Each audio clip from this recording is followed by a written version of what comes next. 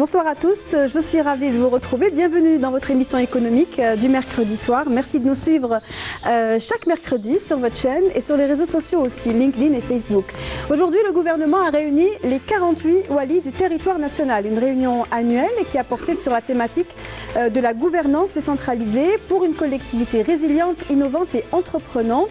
Tout un programme, me direz-vous, un programme sensible surtout par ces temps de crise, lorsqu'on sait que la difficulté de créer des entreprises, d'attirer l'investissement dans certaines régions du pays et donc faire gagner de l'argent, de la fiscalité aux communes qui manquent de revenus et dont les populations manquent souvent de l'essentiel est aujourd'hui crucial. Alors, même si les pouvoirs de décision ont été décentralisés, le gouvernement n'a pas le choix, il doit faire encore plus. Actuellement, un nouveau code des collectivités territoriales est au niveau du Premier ministère. Il devrait permettre encore plus de décentralisation. Les élus locaux pourront bientôt lancer des projets d'investissement productifs financés par le budget propre de la commune ou en partenariat public-privé. Devenir un chef d'entreprise ou avoir le profil d'un chef d'entreprise, c'est ce qu'on attend aujourd'hui du Wali et ce qu'on attendra peut-être demain du PAPC. Il y a plusieurs modèles pour la création de la richesse. À quel point ces solutions peuvent-elles permettre l'émergence d'un tissu économique d'une part et à quel point les communes et les wilayas peuvent-elles changer leurs conditions actuelles pour certaines d'entre elles. Voici donc le débat que nous allons développer ce soir avec nos invités. J'ai le plaisir de recevoir ce soir M. Djilali Domi, bonsoir. Bonsoir. Vous êtes le wali de la wilaya de Tamanrasset. Bienvenue à vous. Merci. Bonsoir M. Reda Amrani. Bonsoir. Je suis ravie de vous recevoir à nouveau. Vous êtes consultant et spécialiste en stratégie industrielle ou en économie industrielle. Merci d'être avec nous. Et j'ai le plaisir aussi de recevoir M. Farid Bensouna. Bonsoir. Bonsoir. Vous êtes également opérateur économique et surtout membre du bureau exécutif du CAP, de la CAP, la Confédération algérienne du patronat. Merci d'être avec nous. Alors avant d'entamer le débat avec mes invités, je vous propose de suivre les temps forts de cette réunion annuelle gouvernement Wali qui est très attendue, qui va encore se dérouler jusqu'à demain. Elle a été diffusée en temps réel dans la majorité des wilayas du pays. Un plus pour plus d'inclusion et de rapprochement surtout. La couverture est réalisée par Halim Yaïch. C'est dans le but de créer un espace de dialogue et d'échanger la gouvernance territoriale locale et éliminer les pesanteurs constructifs que se tient la rencontre Wali-gouvernement initiée par le président de la République Abdelaziz Bouteflika afin d'encourager le développement local, améliorer bureaucratique. Quelques objectifs qui visent à asseoir la bonne gouvernance et mettre en place un cadre flexible dans la gestion des services publics de proximité. Nous sommes heureux que notre rencontre, qui se tient aujourd'hui sous le signe de la continuité d'une bonne tradition instaurée par le président de la République Abdelaziz Bouteflika, permette au cadre de la nation, dont les membres du gouvernement et les walis de la République, de poursuivre cette continuité. La rencontre Wali-gouvernement se tient sous le haut patronage de son Excellence, le président de la République, à qui nous devons toute notre reconnaissance et notre respect pour ce qu'il a présenté comme orientation concernant les débats autour de la gestion de nos collectivités locales dans le cadre du développement et de la croissance nationale. Les 5 ateliers techniques verront la participation des différents acteurs œuvrant au niveau des collectivités territoriales qui auront à dégager des recommandations concrètes pour relever les différents défis liés au développement local et régional. Les interventions des membres du gouvernement ont tour à tour porté sur les différents secteurs concernés par le développement des collectivités locales et territoriales et sur l'importance d'adopter des mécanismes qui doivent favoriser la création de richesses au niveau local et régional. Les 5 ateliers mis en place aborderont les thèmes liés au renforcement de la décentralisation, à l'attractivité du territoire, à la mise en place d'un écosystème numérique territorial, ainsi que d'une nouvelle approche de l'entrepreneuriat et du partenariat pour l'émergence d'une économie locale. Voici donc l'ensemble des thématiques qui ont été abordées dans le cadre de cette rencontre annuelle gouvernement Wali. Et le thème ou l'axe qui nous intéresse ce soir consiste à parler des voies et moyens pour les collectivités locales de récupérer de la fiscalité. Et la fiscalité vient essentiellement de l'activité entrepreneuriale. On va tenter de comprendre qu'est-ce qui a été fait ou qu'est-ce qui sera fait pour que les wilayas, les communes puissent drainer ou attirer l'investissement. Alors première question pour vous, Monsieur Djilali Domi. Les prérogatives ont été élargies, elles ont été décentralisées, et donc les prérogatives du Wali ont été élargies. En quoi est-ce que c'est bénéfique pour le bon fonctionnement de la wilaya? Merci. Tout d'abord, ce renforcement ou ce confortement des prérogatives des Wali Il y a un moment où les collectivités territoriales doivent changer de vision, de comportement et d'attitude vis-à-vis à la situation globale de ces territoires. Maintenant, on a le principe de l'acte managérial, de l'acte de gestion de ces espaces. C'est des espaces qui donc nécessitent une prise en charge au plan de la revitalisation. Et par conséquent, c'est des effets, c'est des feedbacks qui vont être enregistrés au niveau des conséquences, qui est la création de la richesse et par conséquent l'amélioration et le développement humain de tout ce territoire. Cette démarche s'inscrit donc dans le cadre du SNAT, la Stratégie nationale de l'aménagement du territoire, Horizon 2030.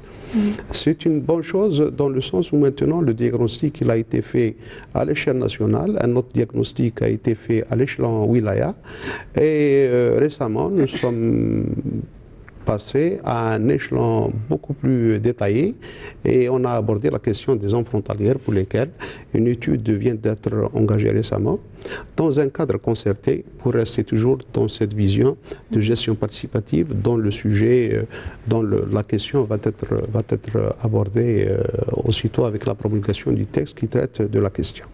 Donc c'est une vision tout d'abord de création de richesse. Cette création de richesse doit accompagner le confort que doit ramener cette nouvelle forme de prise en charge et de gestion des territoires. Comment est-ce que je voudrais poser la question d'abord aux représentants des entreprises, en tout cas d'un potentiel important. La CAP rassemble plusieurs fédérations, je crois le nombre le plus important de fédérations au niveau national. Donc vous êtes représentatif.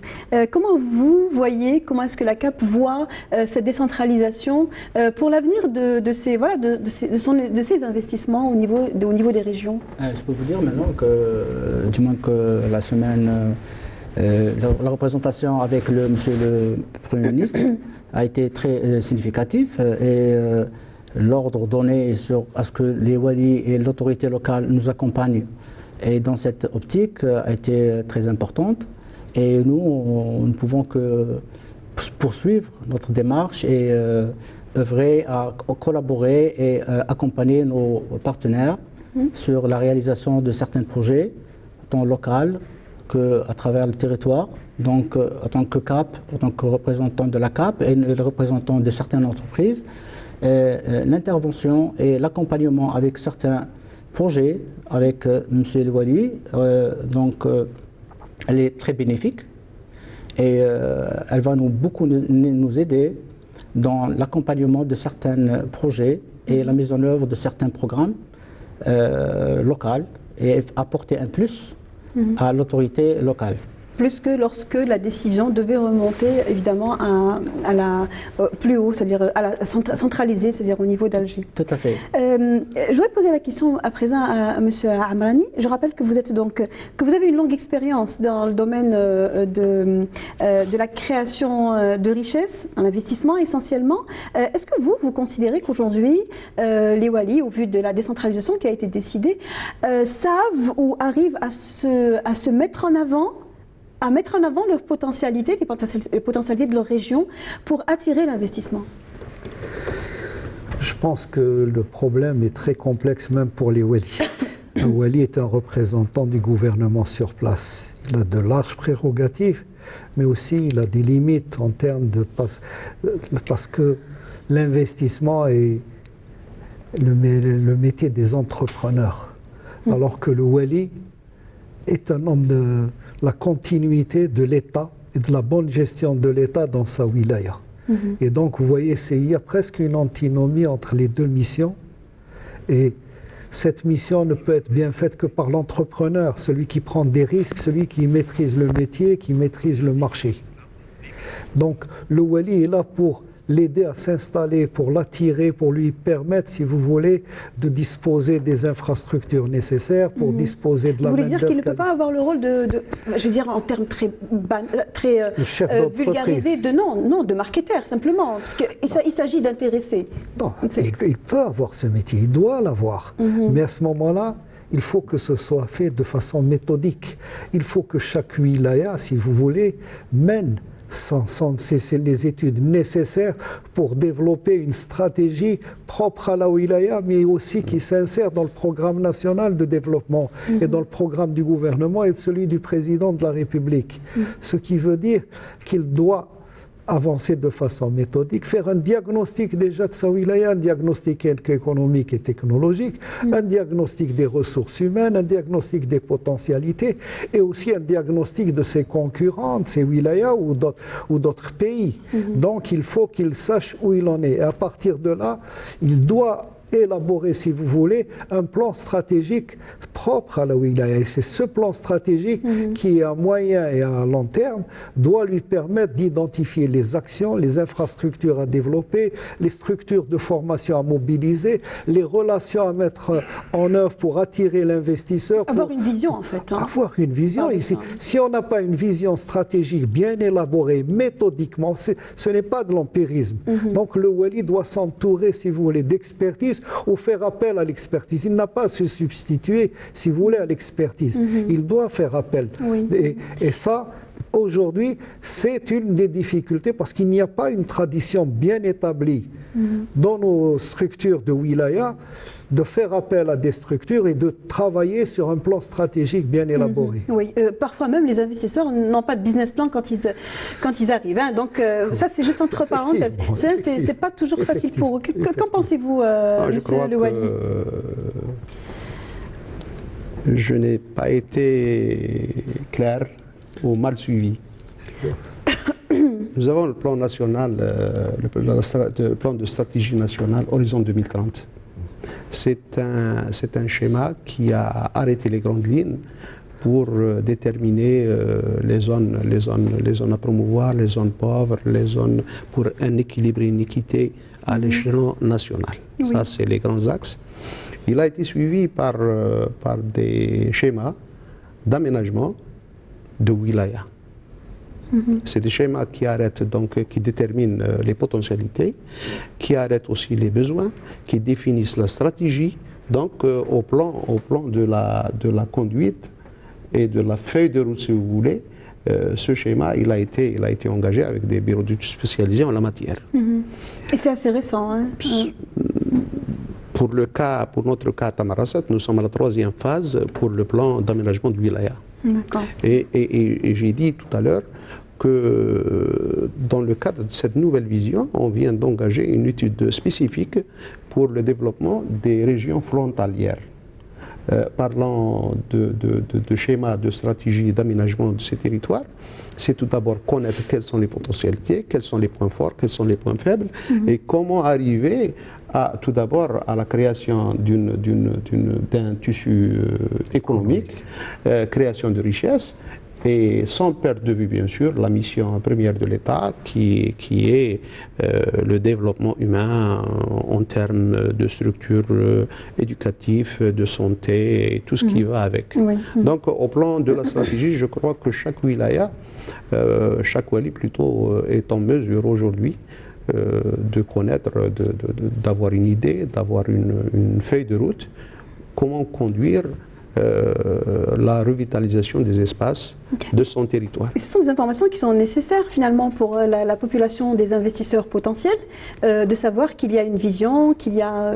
c'est bien ça, hein, il s'agit de savoir ce qui va se passer dans tel ou tel wilaya, pour savoir là où ils peuvent éventuellement se placer. Aujourd'hui, est-ce qu'il y a une connexion Voilà, je vous pose la question à tous les deux, à celui qui la prend le premier. Actuellement, si vous voulez, ce travail est fait au niveau des wilayas. J'ai participé en 2003 avec le CNEAP, j'ai dirigé des équipages et on avait fait un plan de développement économique et social pour la wilaya de Sétif, justement avec l'actuel ministre de l'Intérieur, M. Bedoui. Et on avait élaboré des éléments et il nous avait même demandé, mettez-moi 10 grands projets prioritaires à réaliser à l'issue de votre diagnostic. On a élaboré ça. Mais il n'y a pas de continuité, il faut le dire. Moi, entre le passage d'un wali à un autre, s'il y a une stratégie qui est développée, mais en ce qui concerne les travaux, les chantiers lancés, il n'y a pas, j'ai constaté qu'il n'y a pas une certaine continuité qui doit être nécessaire. Deuxièmement aussi, les wilayas ne communiquent pas. Parce que pour faire de l'attractivité, il faut vendre son produit à des clients bien ciblés. Oui. Et aujourd'hui, vous pouvez vous adresser sur le net, c'est le moyen le plus adéquat aujourd'hui pour... Vous connaissez la wilaya, vous avez les définitions, les caractéristiques, les priorités. Une carte d'identité, mais vous n'avez pas la structure idoine à qui s'adresser pour le tourisme, la structure à qui s'adresser... Et les offices pour le tourisme. Oui, justement. Et des structures qui existent. Bien, lorsque vous entrez dans ces sites, vous n'avez pas le détail des actions ou des priorités de la wilaya. Et il n'y a pas aussi l'effet d'attraction, le marketing de la wilaya. Le marketing n'est pas bien fait. Ce qui fait qu'il faut donc non seulement améliorer ça, mais il faut aussi le formaliser, il faut avoir... Et il faut à ce moment-là passer au mot à la mode, comme on dit aujourd'hui, le partenariat public-privé. Il faut qu'il y ait peut-être des structures privées qui vont vendre les atouts et les bienfaits de la wilaya. Moi, je voudrais juste nuancer l'aspect digital de la chose. C'est vrai qu'on est à l'ère du digital, mais aujourd'hui, on est entre Algériens. Un chef d'entreprise, il faut qu'il aille en personne, il faut qu'il parle, il faut qu'il tâte. On est d'accord. Hein, il va pas, même si sur le net, c'est très bien renseigné, il y a vraiment le besoin d'aller voir in situ. On est d'accord. Moi, je pense qu'à un certain moment, si les personnes ne peuvent pas aller tout seules comme ça, se battre avec l'administration, il faudrait qu'ils s'organisent autour d'une organisation patronale. Comme ça, c'est comme si c'était une association, tout compte fait, parce que pour toucher un petit peu toute l'administration, alors l'organisation patronale a les atouts et les moyens de faire avec un cadre disciplinaire, discipliné, un cadre légal, juridique, et l'art et la manière de toucher les bonnes personnes, comme il disait M. Amalé, c'est que l'information, elle ne passe pas comme ça.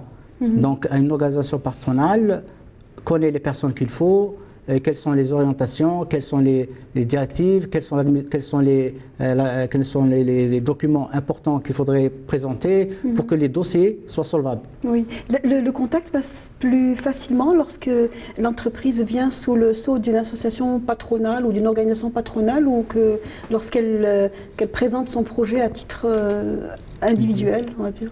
Moi, je vois la chose d'une autre façon. Il faut qu'il y ait beaucoup plus d'agressivité pour mieux vendre. Recevoir, je crois que c'est le minimum. Il faut en assurer l'accompagnement. La deuxième chose, il ne faut pas que ce soit un petit secret. Si on va développer un projet, un créneau, il faut que ça soit vulgarisé, il faut que ça soit d'une façon médiatisée et de façon la plus large. Vous parlez de l'opérateur, vous parlez de l'investisseur? Je parle du manager, celui qui gère le territoire. D'accord, ok. Qui gère le territoire, il doit mettre en valeur son produit. Il va mener une action purement de marketing pour attirer le maximum de partenaires économiques. Oui. C'est vrai, il faudrait qu'il y ait quand même des outils beaucoup plus modernes pour ne pas que ce soit des déplacements, surtout pour notre catamaran. Il faut qu'il se tape les 2000 km, sinon c'est la via. Oui. Et un effort doit être fait dans ce sens. Il faut que ces potentialités, cette stratégie soit abordée à la portée de tous les partenaires publics et privés, bien sûr. Et votre présence ici ce soir est très intéressante et importante dès lors que vous représentez une wilaya qui est immense, qui représente, vous m'avez dit tout à l'heure, 25% du territoire national. Ouais. Ce n'est pas rien, bien que la densité de population est très faible. Mais les enjeux en termes de logistique, en termes de pertinence de choix, de secteurs à faire développer, est d'autant plus important. Aujourd'hui, je vais essayer d'inverser un petit peu les rôles et de vous titiller un petit peu, vous qui représentez les entreprises. On parle de vrais entrepreneurs, de vrais investisseurs et de faux investisseurs. On parle aussi de, non pas de bons choix, mais de mauvaises personnes au mauvais endroit, en termes notamment d'attribution de foncier ou d'octroi de... Finalement, je pense qu'il y a plusieurs cas. Il y a ceux qui on attribue un terrain et ils ne peuvent pas accéder parce que faute de moyens et faute de visibilité, comme disait tout à l'heure mon collègue, et faute de stratégie. Et il y a un deuxième cas, apparemment, ce n'est pas le cas, puisqu'apparemment, il y a un plan. Bon, mais... Non, c'est-à-dire, dans le cas, faute de plan d'action, par rapport au projet, comme vous disiez tout à l'heure. C'est-à-dire, il y a des gens qui n'ont pas la visibilité, une étude d'impact pour un petit peu aborder un projet. Oui, leur propre projet. Leur propre projet, ou un projet dont il veut concrétiser. Oui. Et il y a le deuxième cas, c'est des gens qui ont peut-être la possibilité de concrétiser un projet, et en deuxième cas, avec l'administration qui est un petit peu plus ou moins bureaucratique, la lenteur un petit peu de la délivrance des permis, la lenteur de la délivrance des documents de possession de terrain et l'aboutissement un petit peu du projet, oui. Ils ont un petit peu la réticence. Ils ont plutôt un retour d'idées et de non-concrétisation du projet. C'est-à-dire qu'ils sont découragés avant de commencer, Voilà, dans certains cas. Et bon, il y a ceux qui sont pertinents et ils vont de bout en bout, oui. C'est-à-dire ils tiennent à cœur. Ils ont le souffle. Ils ont le souffle parce que cette endurance dit que. Il y a aussi peut-être une meilleure connaissance. Hein. Par l'expérience, on arrive à contourner peut-être les lenteurs, les lourdeurs, ou peut-être aussi qu'il y a des régions qui sont plus dynamiques en termes administratifs, est-ce qu'on peut le dire aujourd'hui, Rida Amrani? Je pense que le problème se pose au niveau des compétences mobilisées, au niveau des structures de wilaya, oui. Et au niveau aussi de l'organisation. L'attractivité, disons, il y a deux types d'attractivité, l'attractivité économique et l'attractivité aussi sociale. Il faut garder les compétences que vous avez dans la wilaya, il faut attirer aussi les compétences qui dans la wilaya, le développement économique et social de la wilaya a besoin. Donc, il faut développer ces deux types d'attractivité. Pour l'attractivité économique, il faut donner des avantages, mais aussi il faut préparer des plateformes industrielles en mesure de recevoir l'investisseur. Oui. Qui dit plateforme industrielle dit gestion de ces plateformes, organisation et développement. Ce n'est pas un terrain vague. Et si vous voulez, il y a des services présents dans ces plateformes. Ça veut dire qu'il y a un guichet unique, qu'il y a une banque ou des banques, il y a un hôtel, il y a une station-service. Ça veut dire que l'eau, le gaz, l'électricité, les utilités, tout est disponible. Oui. Les routes sont tracées. Il y a même des plateformes industrielles où l'investisseur n'a pas besoin de construire son usine. Il vient, il loue des bâtiments couverts, des bâtiments déjà équipés, et il vient, il installe ses équipements au bout de 3-4 mois, il commence à faire du chiffre d'affaires. Ça, c'est en Algérie ? Je ne rêve pas, mais c'est ça l'objectif. Ça existe ou... Non, il faut développer cela. Ah, d'accord. C'est l'attractivité pour pouvoir être concret, ne pas continuer à parler. On parle depuis 30 ans de ces problèmes-là. Et on ne les aborde pas de la façon la plus efficace et la plus réaliste aussi. Donc si on n'a pas ce type de plateforme, si on n'a pas ce type de service, pourquoi voulez-vous que l'entrepreneur vienne et se mette, même si on lui attribue un terrain, se mette pendant 2-3 ans à courir à droite, à gauche pour avoir son terrain, son accès, ses utilités, et pour commencer à produire 4 ou 5 ans après l'étude de son projet. Il faut aussi dire qu'il y a certains opérateurs, et il ne faut pas aller très loin, on parle de la wilaya d'Alger, qui eux-mêmes contribuent à mettre l'asphalte, c'est-à-dire à faire une route de manière à pouvoir au moins accéder à leur site. Oui, ça c'est une réalité. Oui, il faut changer cela. Aujourd'hui, il existe 43 zones industrielles qui sont... Non, mais elles sont... voilà, oui, je vais faire un mot, mais je reviens vers vous. Je voudrais écouter le Walid Tamanrasset, mais pas pour parler de Tamanrasset, pour parler en fait de cette à la fois solution, mais en même temps difficulté et problématique des zones industrielles qui sont là, mais qui sont difficilement mises à disposition des investisseurs. Si vous permettez, je préfère revenir à l'idée de M. Amrani. C'est une synergie. On ne peut pas parler d'investissement s'il n'y a pas la plateforme dont parlait M. Amrani et s'il n'y a pas l'accompagnement de tout l'environnement. Il ne faut pas que l'environnement soit repoussant, agressif ou inerte. Il faut que ce soit un environnement susceptible à la question, sensible plutôt à la question, et on assurer un accompagnement concret. Je vous donne des exemples. Vous prenez le cas, je prends le cas de Tamaracet, les investisseurs sont confrontés à un problème, du moins les locaux, ils sont confrontés à un problème de prise en charge des dossiers de crédit bancaire. Parce qu'il n'y a pas de succursale, il faut que ça se passe à Ouargla. C'est une première difficulté, c'est une première contrainte qui va certainement les décourager à entreprendre leur projet. Dans la wilaya de... Dans la wilaya. C'est pour ça que je disais tout à l'heure, je l'ai dit maintenant, cette synergie doit concerner toutes les parties concernées par l'action d'investir. On ne peut pas aujourd'hui, c'est vrai, il y a la stratégie, il y a la démarche, on sait où on va, mais il faudrait que ce soit une stratégie qui est opposable à tout le monde. Faire en sorte que les zones industrielles soient viabilisées, soient accessibles, l'ensemble des équipements nécessaires à l'activité, au fonctionnement de l'activité, donc connexes aux activités. Est-ce que c'est... Bon, d'abord, c'est du ressort des collectivités locales, on est d'accord. Est-ce que lorsque ce n'est pas fait, c'est un problème d'organisation ou de financement? Le financement, maintenant, le problème du financement, il ne se pose pas. Non, c'est le choix de l'investissement et c'est aussi l'investisseur lui-même. Est-ce qu'il est percutant dans son projet? Je prends le cas de Tamaracet. Nous avons une zone d'activité qui malheureusement à plus de 50% elle est déserte. Elle est déserte parce que l'investisseur, il y a des projets, mais qui sont confrontés à des problèmes d'environnement. C'est pour cela que je le redis encore une fois. Il faut que cette synergie soit engagée avec un principe d'opposabilité.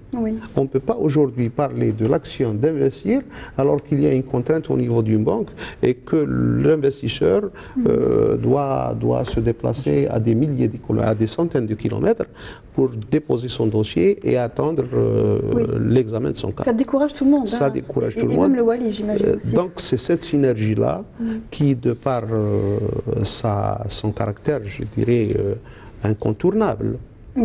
Et c'est pour cela que la décentralisation est un choix incontournable dans la revitalisation, dans le développement des territoires. Après vous, est-ce que vous êtes en mesure de dire au patron de la banque qui se trouve à Ouargla de dire ouvrez une succursale à Tamanrasset? Je crois que c'est une décision qui va dans le sens de la synergie, c'est-à-dire de la décision globale. Aujourd'hui, on ne va pas dire au Wali, vous avez la prérogative et vous êtes libéré de toutes les contraintes du système centralisé, alors qu'on a une difficulté pour le financement. C'est pour cela que l'approche doit être une approche globale. Elle engage et les administrations et les institutions publiques. Il a raison parce que le cas de Tamanrasset est un cas typique. C'est une des wilayas les plus grandes et les plus éloignées. Donc déjà investir sur le plan industriel, par exemple, à Tamanrasset, à part la mise en valeur locale des matières premières ou le développement des matériaux de construction qu'on ne peut pas transporter, qu'il faut produire localement, très peu d'autres industries peuvent être développées là-bas. Mais déjà, il faut donc des structures, des zones industrielles appropriées, bien équipées, comme vient de le dire M. Louali, où les structures compétentes doivent être présentes. Ce qu'on appelle le guichet unique de l'ANDI doit être présent au niveau de la plateforme industrielle. La banque doit être présente, un motel doit être présent. Et la gestion de cette zone industrielle doit être gérée comme une entreprise. Il faut qu'elle vende des services. Et où elle loue elle fait des prestations qu'elle fait payer à ses investisseurs, mais à un coût adéquat avec l'éloignement. Et donc là, à ce moment-là, il peut y avoir des négociations entre la wilaya et le gouvernement pour donner des compensations locales à l'implantation de cette zone industrielle, parce que la zone industrielle est une entité économique, gérée, si vous voulez, par le registre de commerce. Ça veut dire qu'il faut qu'il gagne de l'argent, même s'il fait un service semi-public. Et donc, il faut donc revoir les textes et revoir les conditions de développement pour ces wilayas spécifiques. Vous voyez, parce que je peux dire que Tamanrasset est une wilaya spécifique. Mais par exemple, pour des wilayas des hauts plateaux du Nord, nous revenons à une logique purement économique d'attractivité. Et à ce moment-là, les gens, si vous voulez, travaillent ou font leur compétition ou l'émulation de leur wilaya de façon dans une compétition loyale. Oui. Et chacun présente ses meilleurs atouts pour attirer les meilleurs entrepreneurs, les meilleurs créateurs de richesses. Oui. Et donc... Oui, l'enjeu, on dit souvent que l'enjeu ou la difficulté, elle se trouve au niveau des hauts plateaux et du sud, parce qu'il y a en plus, ou entre parenthèses, l'aspect logistique ou le coût logistique qui s'additionne étant donné les surfaces et les grandes surfaces. Votre point de vue sur la question, Félix Ben Souma? Moi, je peux vous dire que quelque part, du côté de l'Ouest, par exemple, elle a réalisé, Madame Louali, qui est là, elle aide énormément les entrepreneurs, les gens potentiels, l'attractivité, elle est là.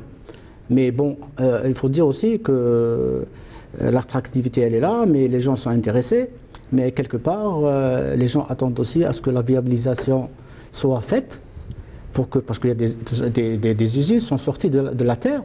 Ils sont là, ils sont présentes. Mais comme disait M. Amrani tout à l'heure, il y a ce qu'on appelle le gaz, l'électricité, la viabilisation dans certains endroits, dans certaines zones qui ne sont pas là, qui ne sont pas arrivés disponibles. Donc, et ça conditionne les activités, c'est-à-dire les gens qui ont construit attendent la viabilisation pour commencer à travailler et produire et rembourser, comme disait tout à l'heure M. Louali, rembourser les dettes de la banque.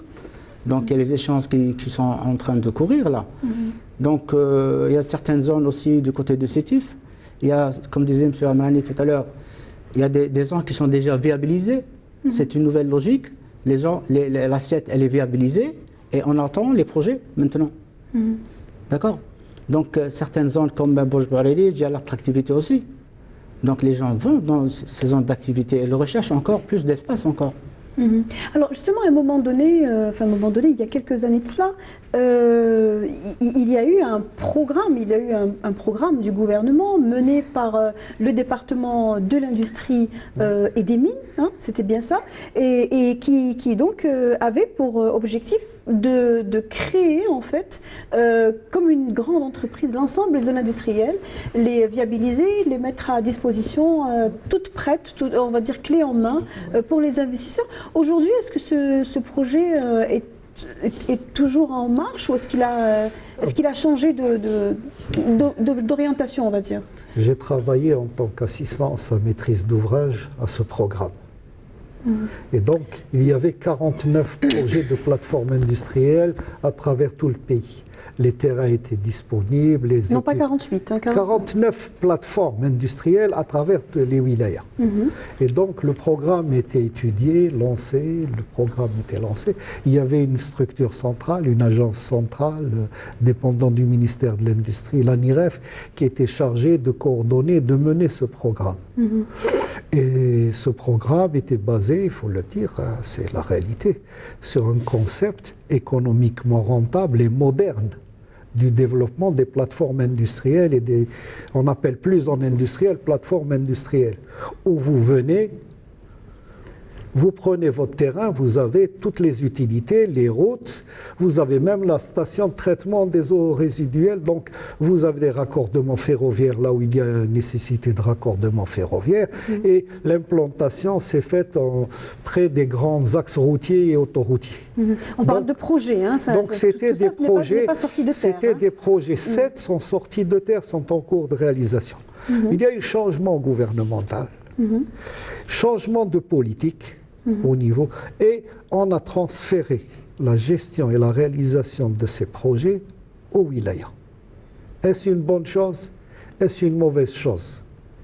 L'avenir nous le dira. Moi, je suis d'un côté, je suis d'un autre côté. Moi, je dis que le programme tel qu'il était coordonné et réalisé par l'ANIREF était plus correctement géré. Parce que demander à Ouali de devenir maître d'ouvrage d'une plateforme industrielle avec tous les programmes qu'il a, c'est encore lui amener des problèmes, en faire un entrepreneur, si vous voulez, parce qu'une plateforme industrielle, c'est une réalisation d'un projet qui doit récupérer ses investissements. Mais j'imagine que le mode de financement de ces plateformes a changé. Entre-temps, voilà, les caisses, pas se vident, mais voilà, plus ou moins. Est-ce qu'il y avait justement cette problématique les ressources ces projets étaient financés comme un projet économique normal par le Fonds national des investissements. C'est les taux d'intérêt, les délais de remboursement, les aides gouvernementales venaient à travers ces modes de financement. Mais en tout état de cause, la plateforme industrielle, que ce soit sur 20 ans ou 30 ans ou avec un taux d'intérêt, si vous voulez, subventionné, avait à rembourser à travers ses recettes et à travers le fonctionnement de ces... Donc c'était une activité économique. Aujourd'hui, on la transfère au Wali. Moi, je considère, c'est mon opinion, hein, ce n'est pas la réalité. Ce n'est pas la réalité. Je considère que l'on a transféré une patate chaude aux Wali, qui ont d'autres obligations, d'autres priorités, et qui, au contraire, ils devaient être aidés par cette structure centrale. C'est mon opinion et je l'assume. Puisque nous avons un Wali et le Wali de la wilaya de Tamanrasset, quel est votre point de vue? Tout d'abord, la gestion par cette agence, l'ANIREF, elle n'a pas connu n'a pas fait de grands pas. Non, pas du tout. 7 projets seulement. Aujourd'hui, il y a une autre vision. Tout d'abord, au plan du financement, le gouvernement a pris la décision de prendre en charge le financement de ces zones d'activité. La gestion, si elle est confiée au Wali, c'est pour en assurer, non pas en faire le maître d'ouvrage, mais avoir un œil sur la gestion de ces zones. Mais la gestion, elle est locale. Et ça rentre dans le cadre des grands objectifs de la décentralisation. Parce que l'ANIREF est installée à Alger, et elle gère une zone industrielle à Bourj-Bouariri ou à Tebessa.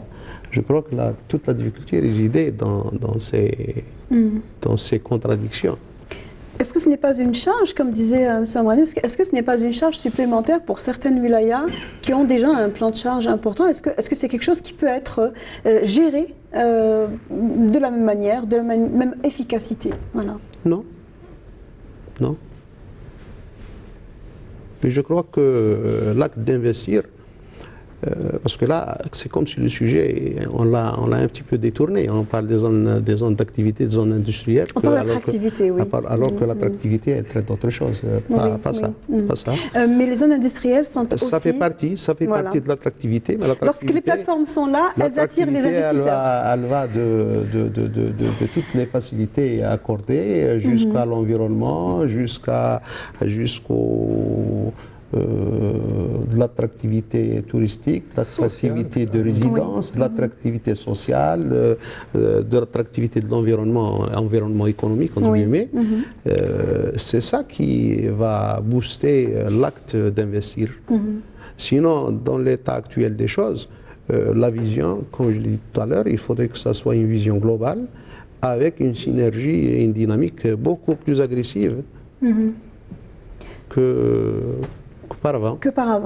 C'est le but de la décentralisation, justement. Et c'est le but de la décentralisation. Lors de cette journée qui a visé à la rencontre entre le gouvernement et les 48 Wali, beaucoup de choses se sont dites, et entre autres choses qui se sont dites, je reprends les propos d'un patron qui appartient à un forum des chefs d'entreprise qui disait « Aujourd'hui, il n'y a plus de problème de foncier industriel, c'est-à-dire que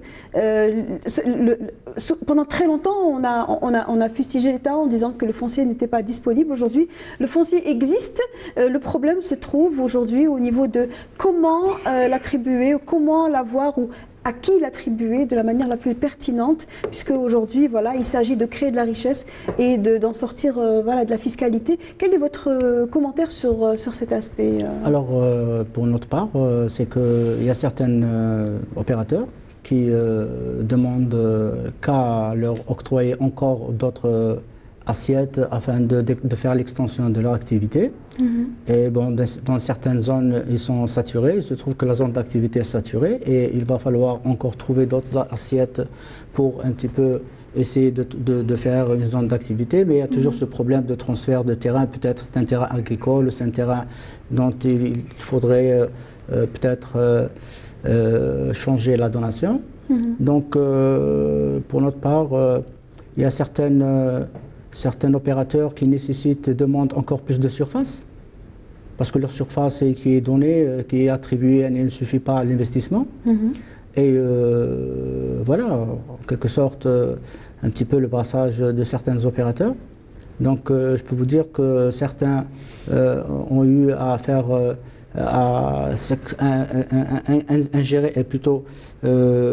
gérer leur projet à l'intérieur de l'assiette qui est donnée, mais espèrent encore avoir d'autres surfaces dans la localité elle-même ou ailleurs. Donc le problème peut-être il se pose pour la délocalisation de certaines zones. Donc, voilà. Alors justement, est-ce qu'aujourd'hui, au niveau de la wilaya, est-ce que le passage par l'agence foncière est automatique? Est-ce qu'il est nécessaire? C'est du gré à gré. Donc c'est quelque chose qui est censé se faire rapidement. Rapidement.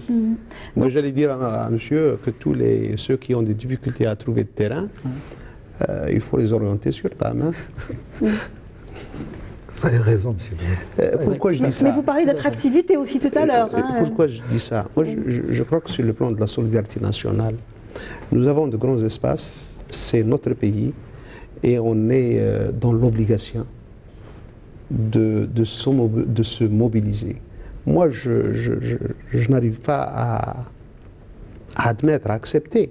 Est-ce que les gens s'agglutinent dans des espaces très réduits pour peut-être, c'est vrai, c'est des objectifs purement économiques, mais je crois aussi qu'il faudrait que cette fibre d'occuper ce grand espace qui est l'Algérie mérite à ce qu'il y ait un peu de sacrifice. Mais monsieur Djalidomi, s'ils s'agglutinent, c'est peut-être aussi parce que l'endroit où ils sont est prêt à les accueillir en tout point de vue.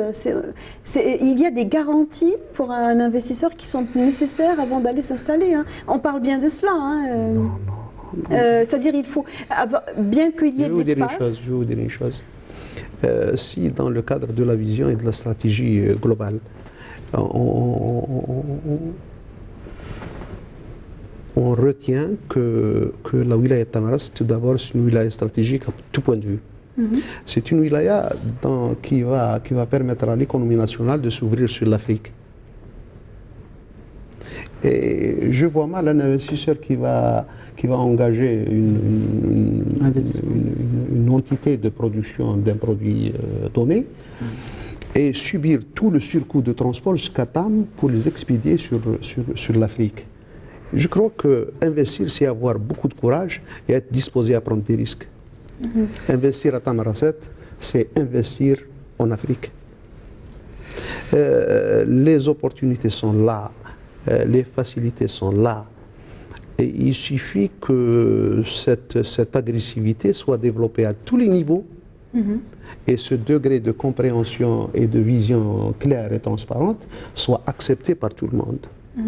D'autant qu'un signal fort a été donné par le département du commerce pour justement pouvoir faciliter le transport. Il y a en tout cas, d'une part, l'ouverture du poste frontalier, d'un poste frontalier permettant une logistique rapide et donc un accès à l'exportation vers nos voisins. Je sens que vous avez besoin de dire des choses. Oui, pour Tamanrasset est un cas spécifique.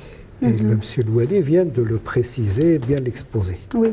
Mais je considère que si nous avions une bonne étude de développement stratégique de la wilaya de Tamanrasset, et l'étude, quand on fait une étude stratégique, on voit aussi, on analyse sa concurrence même territoriale. Eh bien, la position de Tamanrasset, on aurait dû déjà étudier et développer une zone offshore à Tamanrasset. Cela veut dire que nos industriels vont investir là-bas, les banques vont venir, l'infrastructure va suivre et même les partenaires africains vont pouvoir s'installer.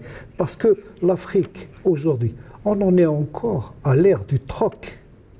Et aujourd'hui, le troc existe et il se fait dans l'informel.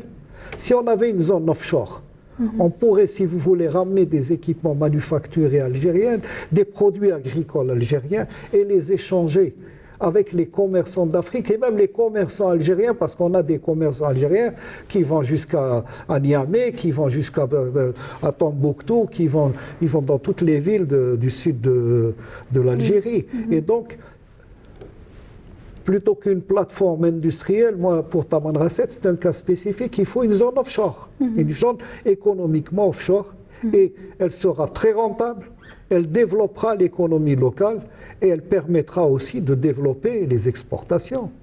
Donc là, il y a des... Si vous voulez, c'est pour ça... Il y a également l'enjeu de l'emploi. Il faut rappeler que Tamanrasset est une wilaya qui est riche, mais de par la fiscalité qu'elle draine de l'activité hydrocarbures uniquement. Mais j'imagine que diversifier les activités peut aussi régler une grande partie du chômage.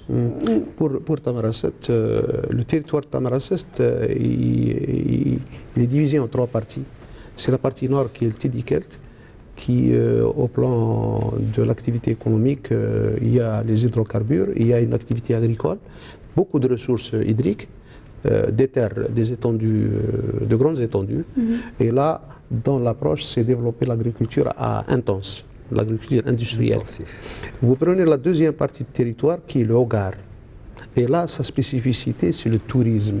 Il faut que l'effort que nous allons déployer, c'est encourager le tourisme au niveau de la partie du Hogar pour tout d'abord créer une ressource, en assurer une fixation de la population et aussi aller vers une promotion de ce produit qui est le tourisme. C'est une mine d'or. Une mine d'or. La deuxième caractéristique du Hogar, c'est sa richesse en produits, richesse minière. Vous avez le granit, vous avez le marbre. Nous disposons de 26 couleurs. La troisième partie qui est Tinzaouatine... Les 26 couleurs sont-elles toutes disponibles. Exploitées ou non.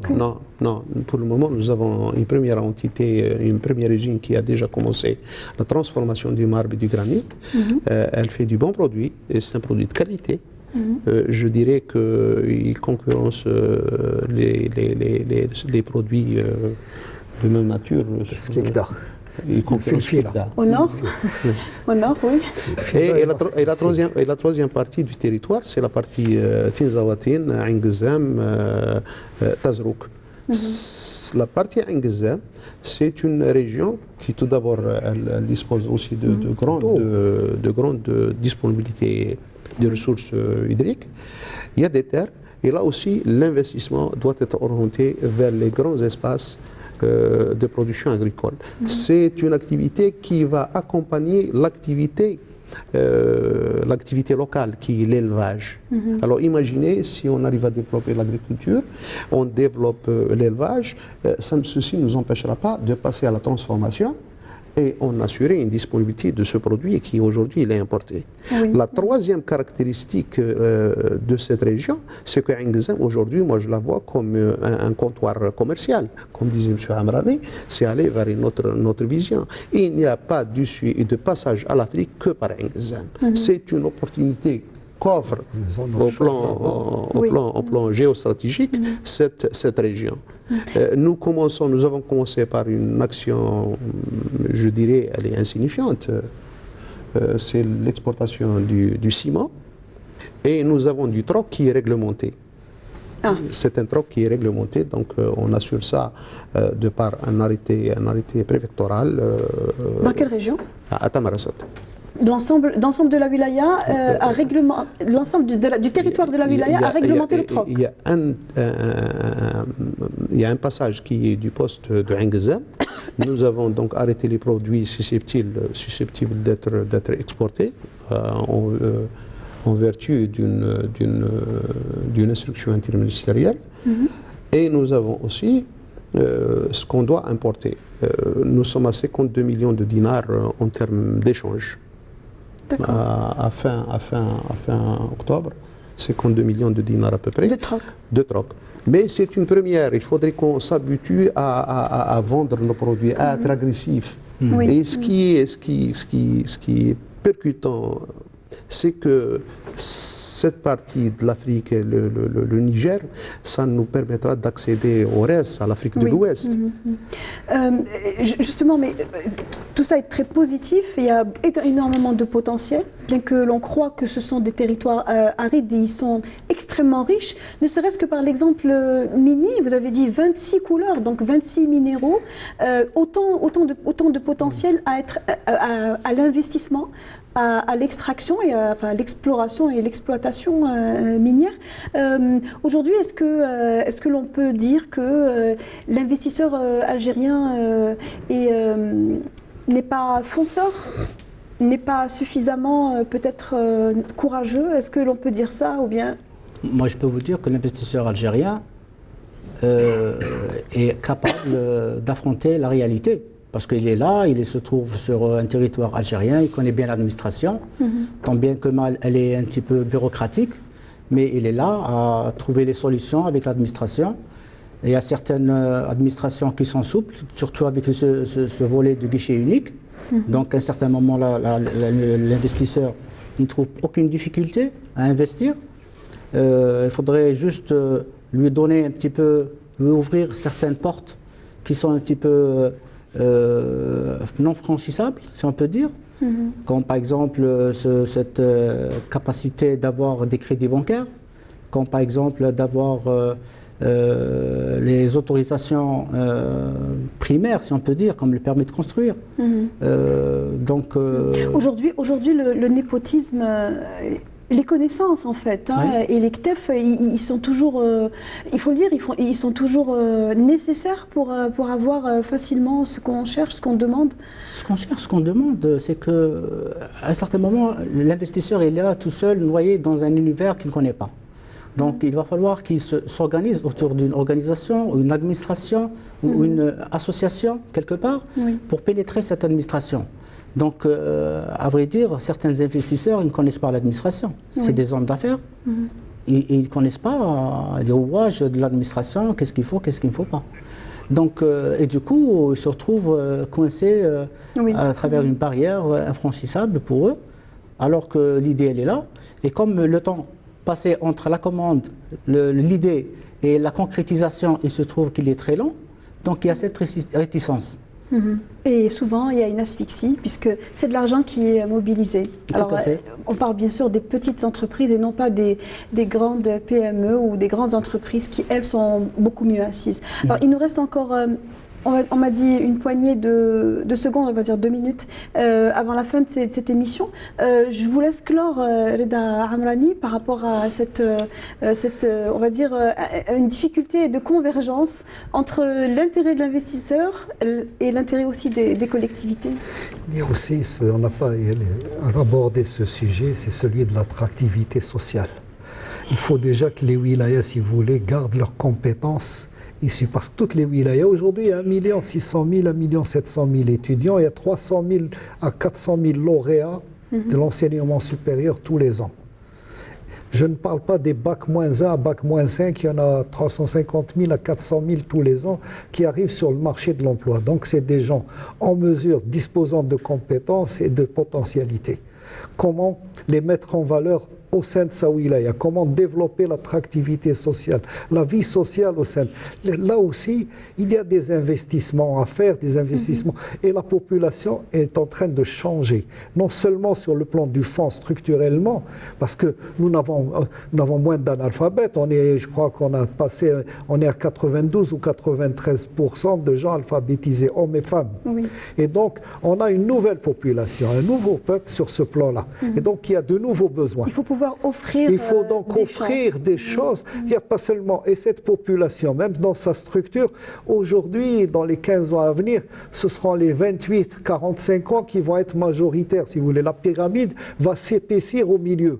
Et donc, ce sont ceux-là qu'il faut garder, qui auront les compétences et l'expérience, et qu'il faut garder ou attirer. Et donc, il faut que les conditions de vie dans les wilayas deviennent agréables. Il faut que lorsqu'on sorte de son bureau d'études ou le médecin de son hôpital ou de son cabinet ou l'ingénieur, il faut que la vie soit attractive pour lui dans la région. Il faut qu'il trouve des écoles bonnes pour ses enfants. Il faut que si son épouse travaille, elle trouve un boulot. Même l'étranger qui vient pour investir et qui ramène ses cadres, il faut qu'il y ait une certaine attractivité sur le plan de la vie sociale. Et là aussi, c'est un effort. Et là, c'est à la portée des autorités locales. C'est une continuité, en fait, de la réussite ou de l'échec de l'implantation des gens. L'attractivité sociale est une nécessité. Je vous donne un exemple pour vous dire, c'est pas schématique seulement. Qui est-ce qui développe des clubs de tennis, des boulodromes? Je ne parle pas des clubs de golf, on va rire en Algérie. Mais aujourd'hui, cette population, vous allez à Palma, à une demi-heure de vol d'Alger, il y a 9 terrains de golf à 18 trous. Les gens, à 45 ans, ils peuvent aller marcher dans un terrain de golf à 5 minutes de sa maison. En Algérie, on a un seul terrain de golf, si vous voulez savoir. Comment vous vouliez faire de l'attractivité chez nous, on cherche des terrains de football. Bon, mais c'est ce que je vous dis, mais la population, mais le marché, point de vue population, est en train de changer.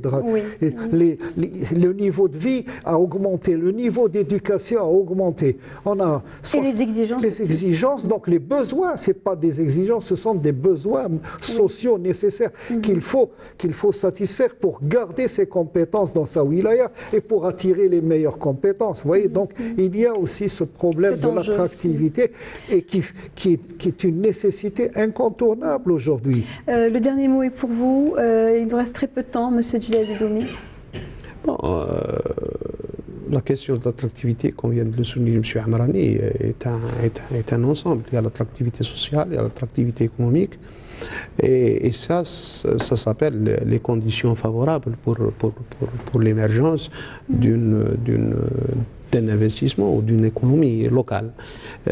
C'est des régions qui vont recevoir, donc ils doivent aussi réunir toutes les conditions les plus favorables, tout d'abord à en assurer une fixation de ceux qui sont sur place et à attirer au maximum les gens.